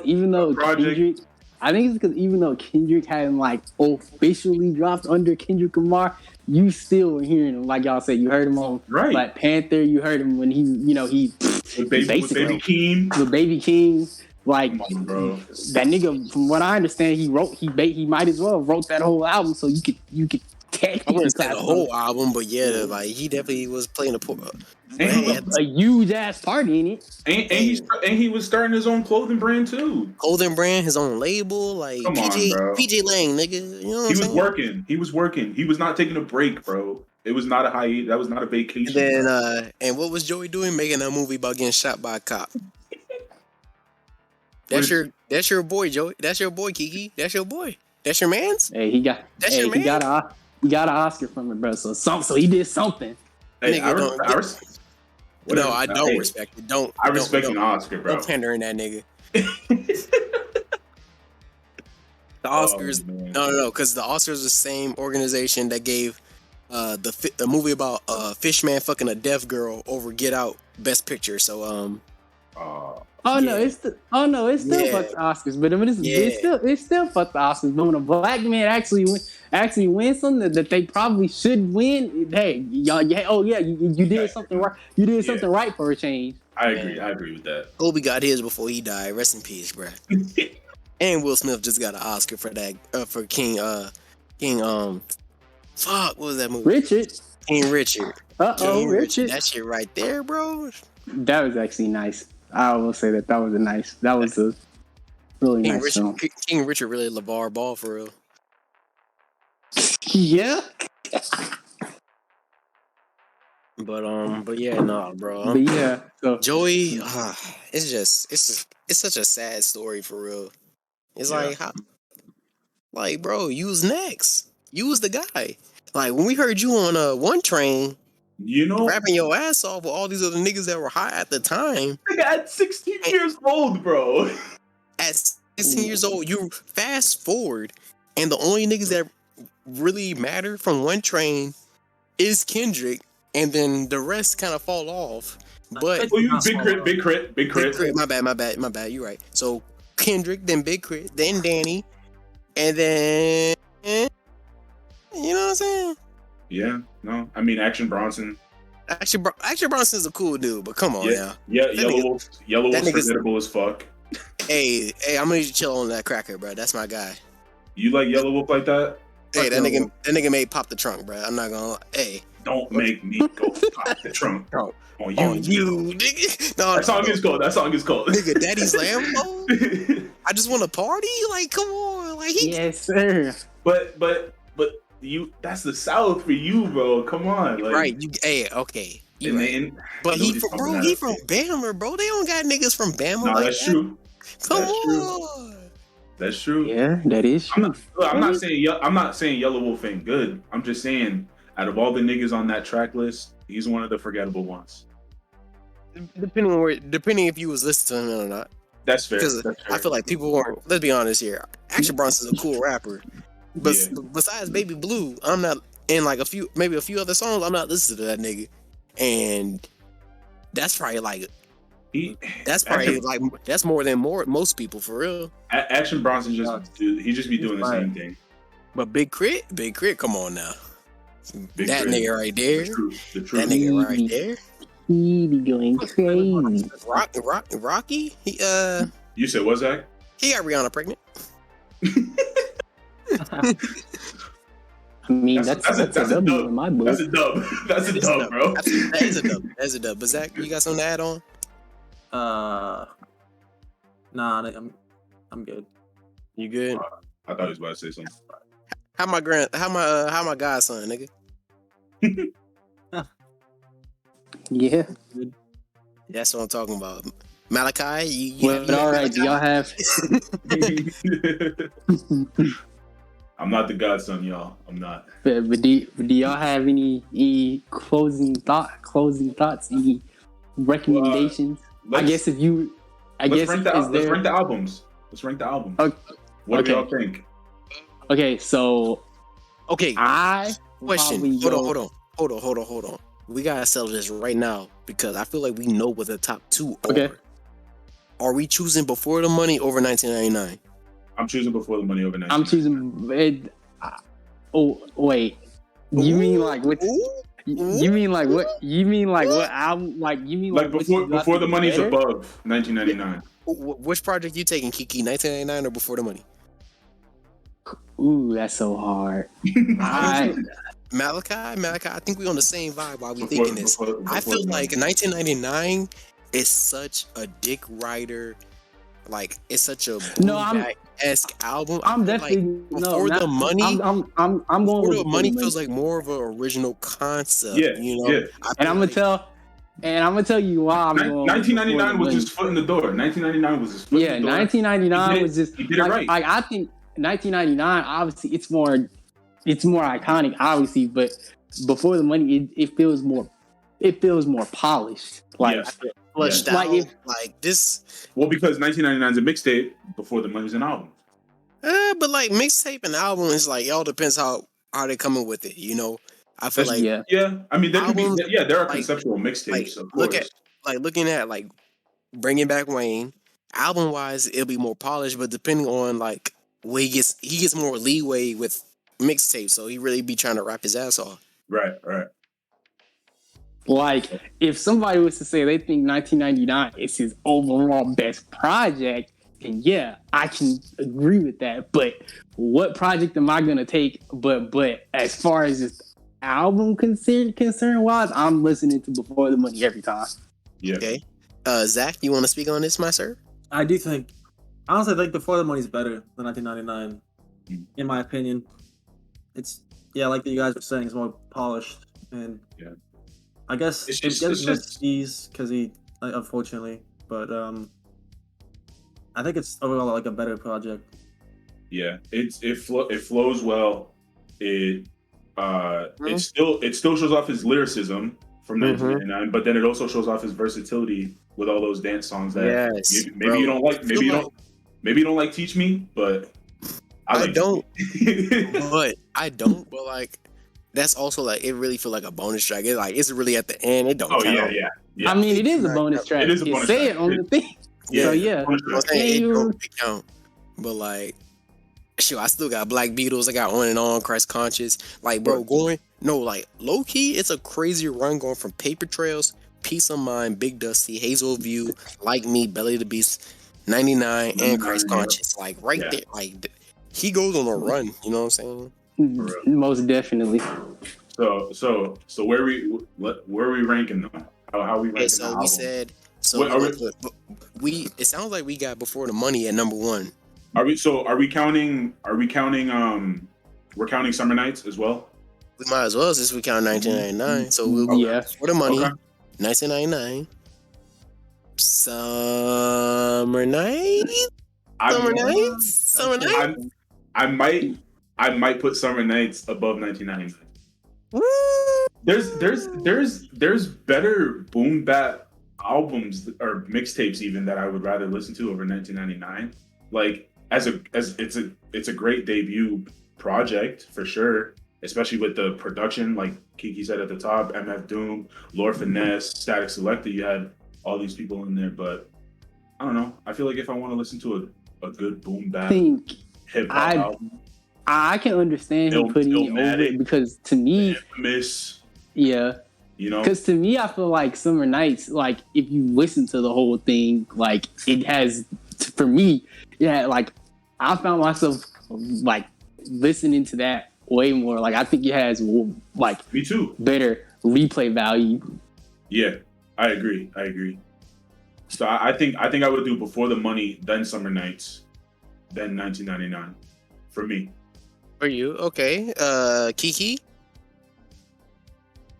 would you put Summer Nights before 1999? If you talking just quality wise, nigga, I'm not. No, don't try to put no words in my mouth. Yeah. Okay, nigga. Just how do you feel, Keke? How you feel? Say it with your chest, nigga. Yes, sir. Personally, I would probably still put 1999 over Summer Nights. Okay. I can't be mad at that. Agreed. I can't be mad at Zach, it's on you. Yeah, it's third, I'd say, after 1999. Okay, I think boom. It kind of runs a little long, Summer Nights, if you listen to the whole thing. Boom. Now we got it set, right? Big three right there. All right. That's it. So the real question, are we putting 2000? Are we putting the album he just recently dropped a couple of weeks ago over All American Badass? I am most 100% putting 2000 over Ass American Badass because, and I'll tell you why. Because I can tell you that when I listened to 2000, I like look. Y'all personally might not like the album, but I generally do. I generally like it. It had like for me, it has some some of the tracks are replayability. All American Badass, I can't listen to that from start to finish. I can't. No, you're not wrong. I'm agreeing. I told you. I care about two songs off of All American Badass. I will say this: those two songs, I'll probably take them all. I'll take them both over 2000. But we talking about full length projects. You know what I'm saying? Rockabye Baby is a hard ass song, and you got Q in there spazzing. Yes, very much so. I'm the reason they still cripping out in Brooklyn, nigga. For real, bro. 20. Yeah. Okay.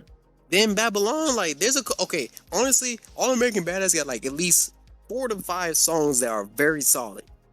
It's still an ass album. Oh my god, it's an ass album. That shit pissed me off. Okay. It's like I say on the time all the time. I personally don't think it's as bad as everybody says, but I just why you don't love me? Why you don't love me? I every time I listen to it, it's just I just feel empty. I don't know how to explain it. It's like I don't. If you know how people say, wait. Now that I'm thinking about Ring the Alarm, did Michi even rap on there? No, he just does like a little. Oh my god! No. Oh my god! It's so sad. Oh my god! It's just like a little part that he's on. Oh That's it. Literally. No.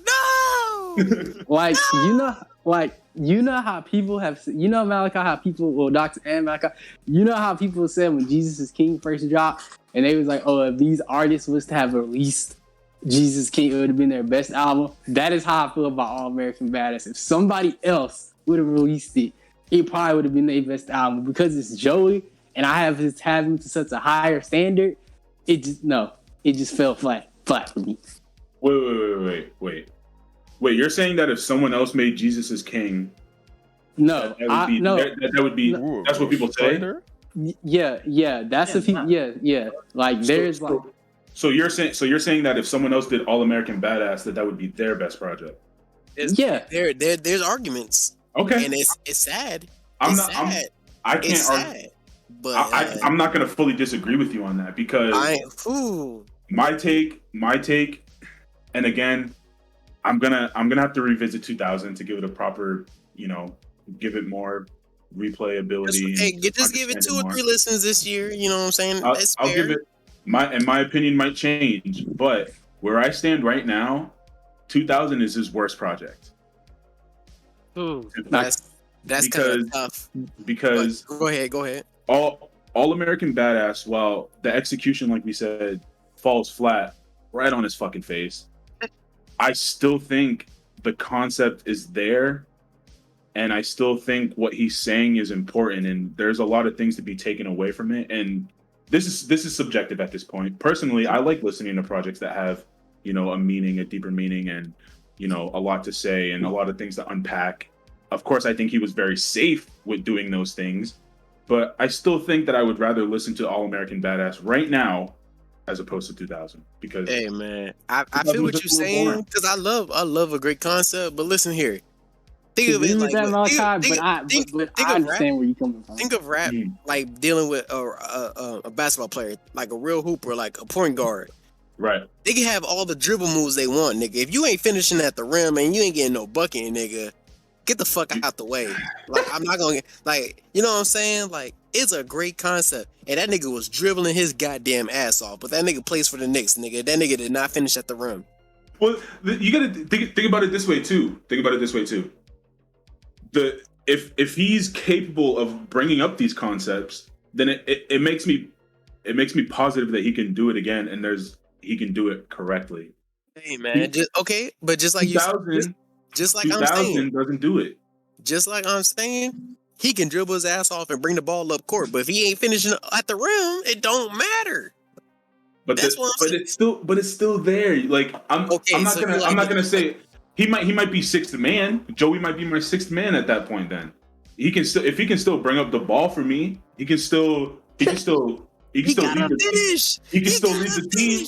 He don't have to finish. He doesn't. Joey's not a point guard. Joey's not a point guard. That's what I'm trying to say. Joey's not a point guard. He's a great supporting player. And the game that we're talking about in this case is hip hop and the controversies of the world. That's the game that we're playing. He can bring it up. He can bring the ball up the court. He's not going to shoot it. He's going to give it to Kendrick. Because that's what he did. He gave it to Kendrick. He's gonna give it to J. Cole because that's what J. Cole can do.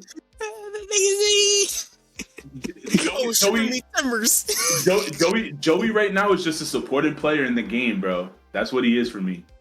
And there's still potential there. There's still potential. He's still young. Hip hop is the old man's game, so there's still potential. It's funny that you say that because they don't feel like it is. I mean, to me it is. You gotta think. I feel like more now, but even then, yeah. Okay, but there's nothing wrong being like in your 30s being successful. Cause shit, look at 2 Chainz, nigga. No, you literally right. Exactly. That nigga blew up off. That nigga went birthday song and Mercy, all that. Yeah, that hell, look at Griselda. Them niggas is in their mid 30s. They finna be 40 and they still like. So, bro, you still have Nas dropping projects and winning Grammys off of it. Like, I'm not gonna say that those are good projects. He won a Grammy off the wrong album. I'm being dead serious. No, you're right.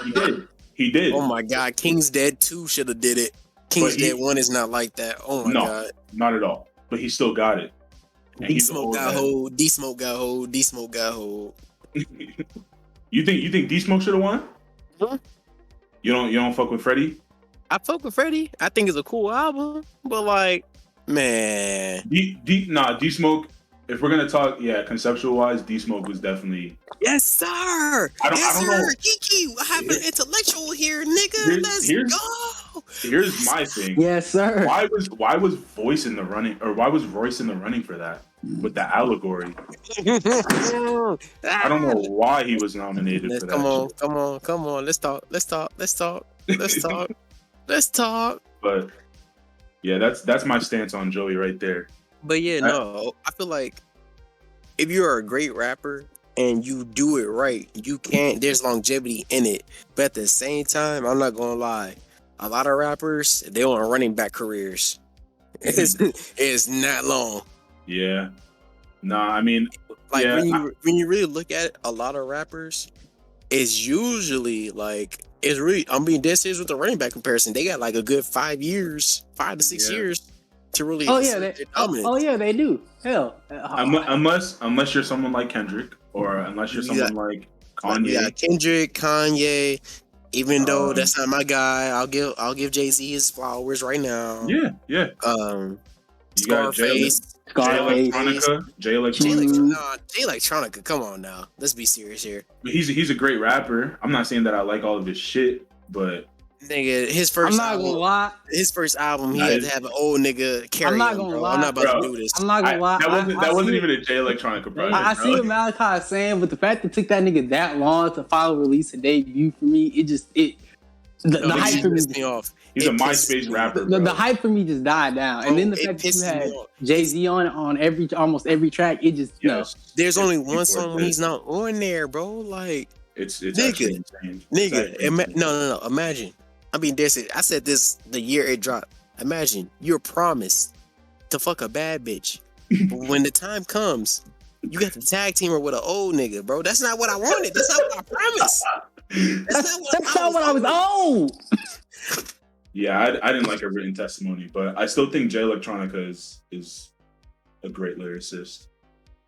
It's undeniable though with him. He can rap, but nigga, damn, bro.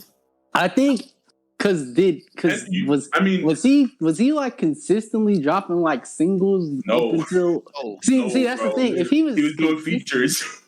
What'd you say? He was barely doing features. Yeah, like if he was doing that consistently, like dropping singles and doing features, and then he dropped the written testimony. Let's say he just like from the time we first heard him up until written testimony, that's all he was doing.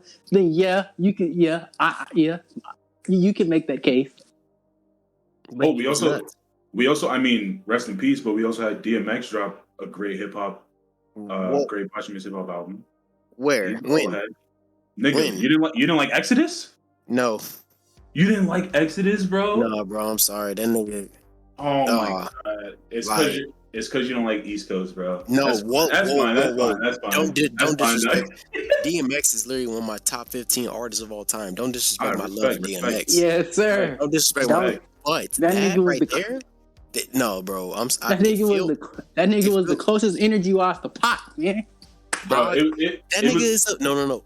Let me speak on DMX because obviously you don't know how much I love about DMX. DMX is a fusion of Scarface and Pac, bro. He's literally one of the perfect balances of rappers. He'll make you feel like Josh. I never thought of it like that. You fucking right. He fucking hit the nail on the coffin. You fucking right. And bro, that's because Face was really one of his favorite rappers. He heard somebody was on the phone with Face and started losing his goddamn mind. I remember that. And he used Scarface flow to make his flow, bro. Like, come on now, nigga. He even said that. He even said it. He didn't have to say it. We see it. We heard the song. All you gotta listen to is the walls, and then you listen to Who We Be. Like, nigga, that's come on. But anyway, DMX is one of the most emotionally impactful rappers. Like, that nigga will have you in tears, nigga. Like, you can't listen to Slippin' and not just be cool. So, I don't know, because Exodus made me cry at the end, too. Nah, man, I feel like Exodus ain't feel fully. It's not his best. It's not his best. But then I'm not gonna say it's worse, but it didn't feel complete. Because number one, it was released posthumously, and who was in control of it? Who was fucking EP in that project? Fucking DJ Drama. But I think they said like it was done though. It was. That's okay. That makes me kind of sad because even then it didn't feel right, bro. I'm sorry. It just didn't. Are you sure it was done before he passed? Like that's what I heard. It probably was. Maybe like the vocals and stuff were done, but not everything else, and they had to go back and finish it. I think DJ Drama took some liberties after he passed and did some weird shit with it because it does like there are some parts where I'm just like, okay, this is not a DMX song, this is a DJ Drama song. And I'm not a huge fan of DJ Drama. Sure, we had a good song on the DMX album. Fire. It's a fire song, but come on, bro, that's not DMX for real. Come on. No, you're right. You're right. So you think Malachi there could possibly be like an unedited version of that, like the true version?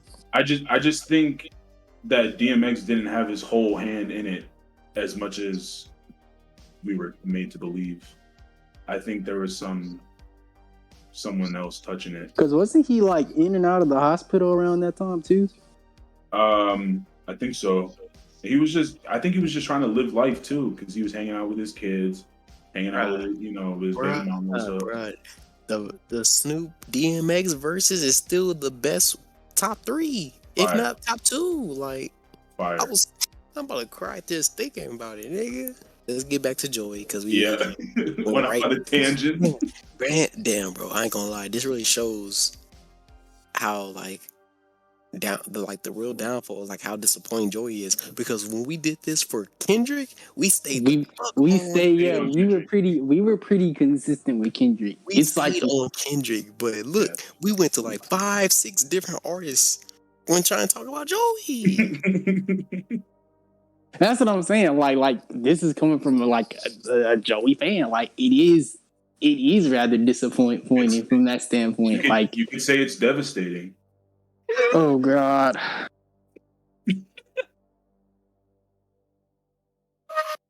I hope that song never pops up on my Spotify ever. Fight back! I really hope so. Just being a lyricist can only take you so far. You still gotta know how to craft an album, nigga. Yep. Yeah, it's very much so. Like, cause like I could understand if he just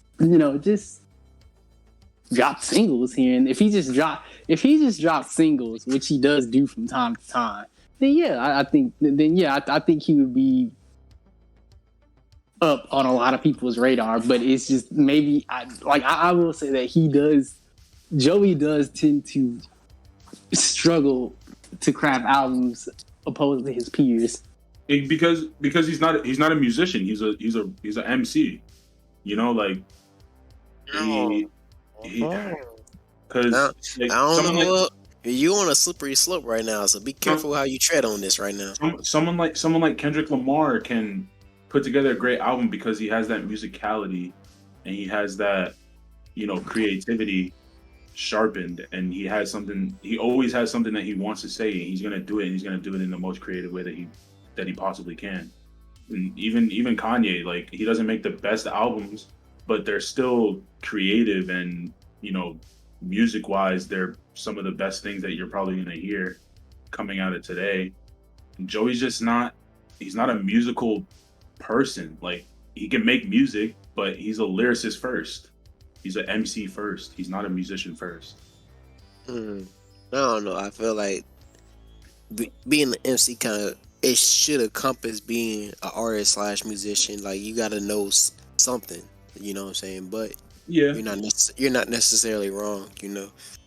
So, I mean, some of I don't know what it is, bro. Like, he just that nigga don't got nobody on his team. That's what it feel like. I think he's just trying to do it himself. Or like you guys were saying, he just wants to act now. He wants to do other stuff. Rapping's not on the top of his list anymore. Bro, I ain't gonna lie. Like, when he had that little podcast for a sec, when he had like Vince Staples pop through and all that, like, that was cool. Mm-hmm. But then he stopped that. Like, I ain't gonna lie, this nigga like want to start shit and not finish. And he's probably just unmotivated. Bastard. I'm gonna talk shit about this nigga, bro. Keke, get your man. Like, it really make no sense, bro. Like, how do you start off as one, like, the most prolific? Like, you supposed to be next up. You was supposed to be the guy. Like, he's really one, like, if rap had, like, draft busts, I'm not gonna lie, Joey is one of the biggest draft busts of all time in hip-hop, bro. It's just like, you supposed to be the guy, bro. You really... Oh, my God. Malachi. What? Joey Badass is the Baker Mayfield of rap. Oh my God! Oh no! My God. Oh no! Oh my God! Oh man! Nigga said he made the cover. Nigga said he made the cover, but he got the Madden curse, bro. He ain't do shit with it. Oh my God! Oh man! Keke, defend your man. Yeah, but what I was saying is, don't like, if he wants to act, fine. Like, I'll support it, but don't sit up here and say, "Oh, I'm finna drop the music," and then just not necessarily give us but don't give us this. Like, give us quality or more quality, more polished music that we know that you're capable of doing. Yes, and don't say you're the Holy Trinity when you're barely that shit was corny as fuck. That nigga really said that shit. Like, come on. Bro. Oh my God. He really did bro. that. No, bro. I was like, I see what you're trying to say, but I just, I kind of got to I was like, I got to disagree with that because you're nowhere near. I was like, you're nowhere near as consistent as Joey or as J. Cole or Kendrick. That nigga heard that. Keke, no, Malachi. Keke heard that shit and had secondhand embarrassment. No, I did. I was like, you're like, I was like, okay, look, if you dropped consistently as them and it was well received, then yeah, you would fit in that category like a glove. Hell, when you were first coming up, maybe you could have made that claim, maybe, but now, no. But here's the thing, though, like consistency doesn't always mean that it's going to be good. It doesn't mean that it's going to be consistently good. Oh yeah, that's what I meant. Like, I feel like if he's consistent and it was good, well received, then yeah. I feel like it's good for an artist to take a break after a project, let it breathe, come back with a new concept, a strong concept, execute it well, take your time on it. You know, speaking from an artist perspective, like you have to be able to adapt. You don't grow in the span of a year. People be dropping projects every fucking other month. And it's just like you're not letting your other stuff breathe, and you're not allowing yourself to grow and experience new things. West Side Gun.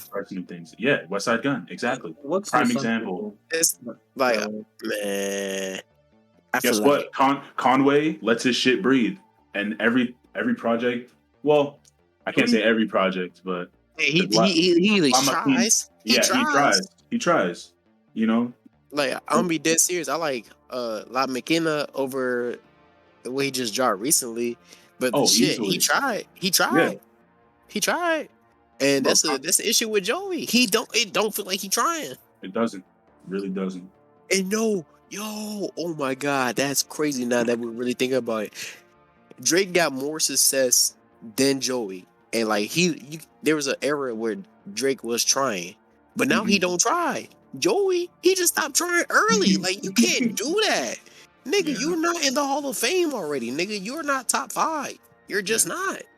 Drake doesn't have to try at all for anything. He does not have to try. But the difference is Joey needs to try. Like, I don't know who you think he is, but you're not him. You're not that guy. You're not that guy, pal. You're just not that guy. Like, we're being dead serious. Vince Staples over Joey should not be a hot take.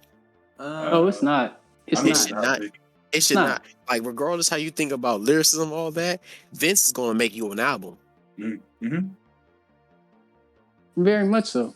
And he's on a run right now, regardless how Zach feels about fucking self-titled. That shit was not good, but that's just my personal opinion. Say it with your chest, nigga. Pill is muffin cap blue.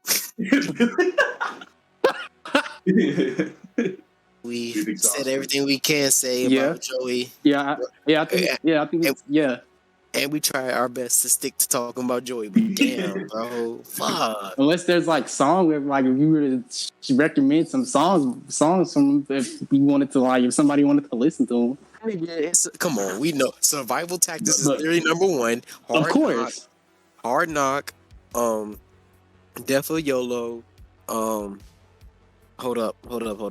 I've been drinking. I'm trying to think. Babylon and Rockabye Baby.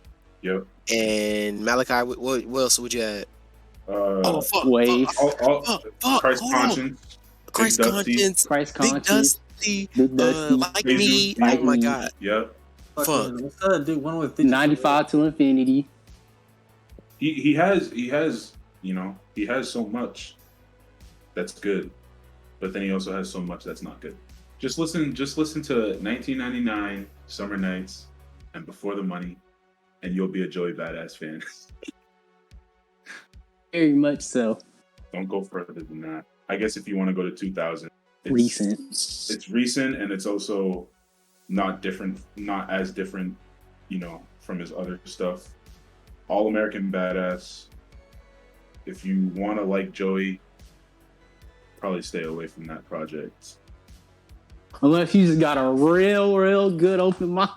It's not that I have an open mind. I All American Badass. It's not his best, but I still don't think it's his worst at this point.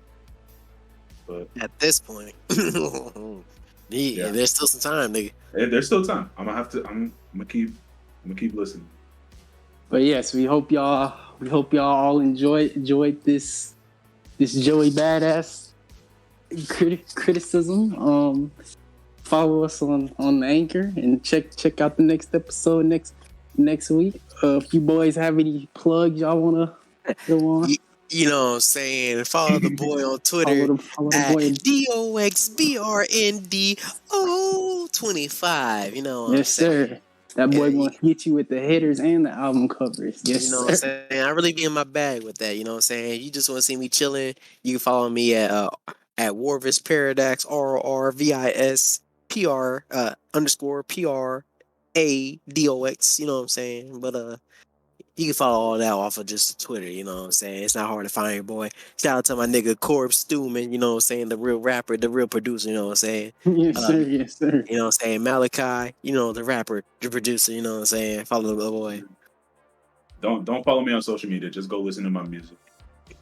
I mean, how they going? Hey, man. Yeah, you kind of got, because that's how they going. And also follow the family man, Zach, you know what I'm saying? Yes, sir. Yes, sir. Right. And I'll also follow Warwolf. You know, he don't be doing much, but he's there. He's the editor, bro. He's the editor and the producer. I don't do anything on my social media. He's behind the scenes. Nobody know what he do. He said he don't do much. Shout out to the nigga saying, bro. This is the Delay W podcast, nigga. Yes, sir. Yes, sir.